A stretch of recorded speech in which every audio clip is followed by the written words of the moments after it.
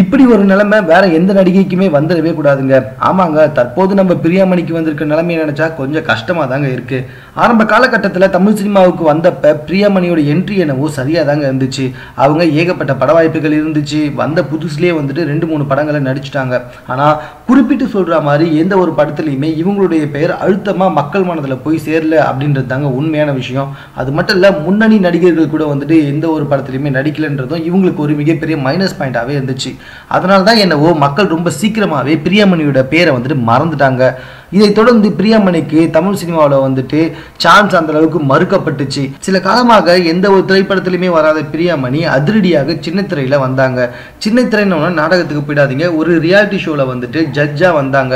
அந்த ரியாலிட்டி ஷோவும் முடிஞ்ச உடனே தற்போது என்ன செய்யுதுன்னு தெரியாம முழிச்சு வந்துட்டு இருக்காங்களாம். ஆமாங்க, வெள்ளித்திரையில தான் உங்களுக்கு சான்ஸ் இல்லை, சரி சின்ன திரையிலையாவது வந்துட்டு வேற ஏதாவது ஷோக்கு ஜட்ஜான வாய்ப்பு கிடைக்குமா அப்படின்னு ஒவ்வொரு டேரக்டருக்கும் கால் பண்ணி கேட்டு வந்துட்டு இருக்காங்களாம். ஒரு காலகட்டத்தில் தமிழ் சினிமாவில் கொடிகட்டி பறந்திருந்த ஒரு கவர்ச்சி நடிகைக்கு இப்படி ஒரு நிலைமையான்னு சொல்லிட்டு ரொம்பவே கஷ்டப்பட வைக்குதுங்க இவங்களுடைய நிலைமை. மேலும் இது போன்ற செய்திகளை உடனுக்குடன் தெரிந்து கொள்வதற்கு எங்களோட சேனலை சப்ஸ்கிரைப் பண்ணுங்க. இந்த வீடியோ பிடிச்சிருந்தா லைக் பண்ணுங்க. உங்க கமெண்ட் எதுவும் வந்தாலும் ஓகே, எங்க கூட ஷேர் பண்ணிக்கோங்க. தேங்க்யூ.